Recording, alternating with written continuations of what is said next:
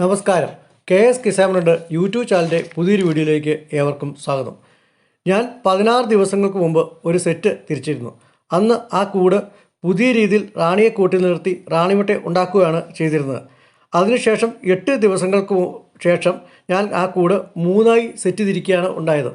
അതിനുശേഷം ആ 8ാം ദിവസം ഞാൻ ആ കൂട് തിരിക്കുകയും അതിൽ ഒരു കൂട് ദൂരോട്ട് കൊണ്ടുപോയി. ആ കാണുന്നത് റാണിയുള്ള കൂടാണ്.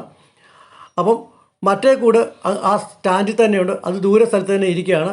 ഒരു കൂട് ഇപ്പോൾ ഇവിടെ തന്നെയുണ്ട്. ഇപ്പോൾ ഞാൻ ഈ നിൽക്കുന്ന സ്ഥലത്ത് തന്നെ ഒരു കൂടുണ്ട്. അപ്പം അതിനകത്ത് റാണി ഉണ്ടായിട്ടുണ്ടോ എന്നാണ് ഞാനിപ്പോൾ പരിശോധിക്കുന്നത്. അപ്പം അതിനകത്ത് റാണി ഉണ്ടായെങ്കിൽ നമുക്കിപ്പോൾ നിങ്ങൾക്ക് കാണിച്ചു തരാം. അപ്പം നിങ്ങൾക്ക് റാണി ഉണ്ടായോ എന്ന് അറിയട്ടെ. അപ്പോൾ നമുക്കിനി ആ കൂടിൻ്റെ സ്ഥിതി എന്താണെന്ന് നമുക്ക് നോക്കാം. ആ കൂട്ടിലേക്ക് പോകാം.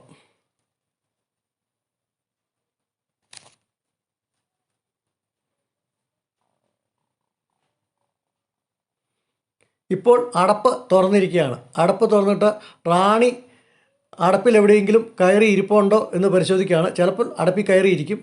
അടപ്പിലൊന്നും റാണിയില്ല. അവിടെ വെക്കാം നമുക്ക്.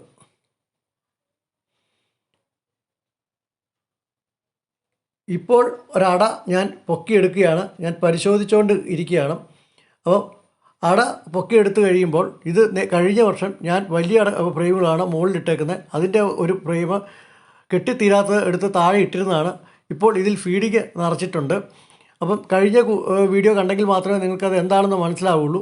അപ്പം അന്നപ്പം ഒരു അട ഞാൻ ഇതിനകത്ത് സപ്പോർട്ട് അടയായി ഇട്ടിരുന്ന അടയാണ് ഈ കാണുന്നത്. ഇതിൻ്റെ അകത്ത് ഇപ്പോൾ ഫീഡിങ് നിറച്ചിരിക്കുന്നു. അത് നമുക്ക് കൂട്ടിലോട്ടിടാം.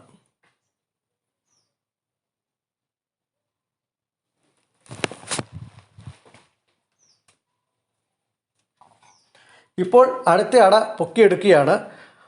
അത് പരിശോധിക്കുകയാണ്. കാരണം അതിനകത്തെ അവസ്ഥ എന്താണെന്ന് നമുക്ക് മനസ്സിലാക്കേണ്ടതുണ്ട്. ഇപ്പോൾ നിങ്ങൾക്ക് കാണാം, ഈ അടയിൽ റാണി മുട്ട കട്ട് ചെയ്തിട്ടുണ്ട്. റാണി മുട്ട കട്ട് ചെയ്തിട്ടുണ്ട്. അപ്പോൾ റാണി വിരിഞ്ഞു എന്നാണ് മനസ്സിലാക്കേണ്ടത്. അപ്പം റാണി മുട്ട കട്ട് ചെയ്തിട്ടുണ്ട്. ഞാൻ കട്ട് ചെയ്യാതെയാണ് ഞാൻ മുട്ട വെച്ചിരുന്നത്. ഞാൻ അങ്ങനെയാണ് ഇപ്പോൾ ചെയ്യുന്നത്. റാണി മുട്ട ഞാൻ കട്ട് ചെയ്ത് വേറെ കൂടുകൾക്ക് കൊടുക്കുന്നില്ല. ഇങ്ങനെ തന്നെയാണ് ഞാനിപ്പോൾ ചെയ്യാറുള്ളത്. അപ്പം അത് റാണി മുട്ട കട്ട് ചെയ്തിരിക്കുന്നത് നിങ്ങൾക്ക് കാണാൻ സാധിക്കും. അതിനാണ് ഞാൻ ഈച്ചേനെ കുറച്ചിടുന്നത്. ഈച്ചേനെ കുറച്ചിട്ട് കഴിഞ്ഞാൽ റാണിമുട്ട കട്ട് ചെയ്യും 3 സെറ്റായിട്ട് നമുക്ക് തിരിച്ചെടുക്കാനും സാധിക്കും. നമുക്ക് തിരിച്ച് കൂട്ടിലോട്ട് തന്നെ ഇടാം.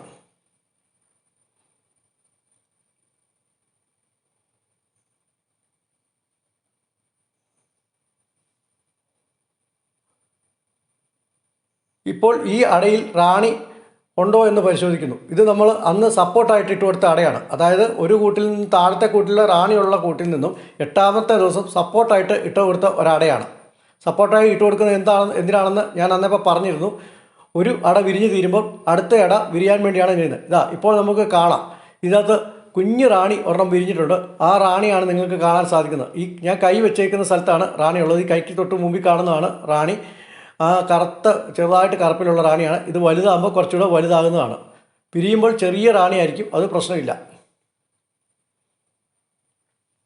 അപ്പം ഞാൻ നേരത്തെ പറഞ്ഞതുപോലെ തന്നെ ഒരു അട വിരിഞ്ഞ് തീരുമ്പോഴത്തേക്ക് റാണി ഇനിയും വിരിഞ്ഞ് തീരുമ്പോൾ ഒരു 10 ദിവസങ്ങൾ കഴിയുമ്പോഴത്തേക്ക് നമ്മുടെ നിലവിലുള്ള ആദ്യത്തെ അടയിലെ ആ മുട്ട കാണിച്ച അടയിലെ പുഴുക്കൾ എല്ലാം വിരിഞ്ഞ് തീരുകയും സമാധി വിരിഞ്ഞ് തീരുകയും ചെയ്യുമ്പോൾ നമുക്ക് വീണ്ടും അതിൽ മുട്ടയിട്ട് കൊടുക്കും. അന്നപ്പോഴത്തേക്ക് ഇതിലെ മുട്ട വിരിഞ്ഞ് തരും. അപ്പം യാതൊരു കുഴപ്പമില്ലാതെ ഡ്രൈ ഒന്നും ആകാതെ അട കിട്ടും. അപ്പം വീണ്ടും നിങ്ങൾക്ക് ഒരു നല്ലൊരു വീഡിയോ ആയിട്ട് ഞാൻ വരുന്നതാണ്. അപ്പം എൻ്റെ ചാനൽ ആരെങ്കിലും സബ്സ്ക്രൈബ് ചെയ്തിട്ടില്ലെങ്കിൽ തീർച്ചയായിട്ടും സബ്സ്ക്രൈബ് ചെയ്യാനും ലൈക്ക് ചെയ്യാനും ഷെയർ ചെയ്യാനും മറക്കരുത്. അപ്പം ഏവർക്കും നന്ദി, നമസ്കാരം.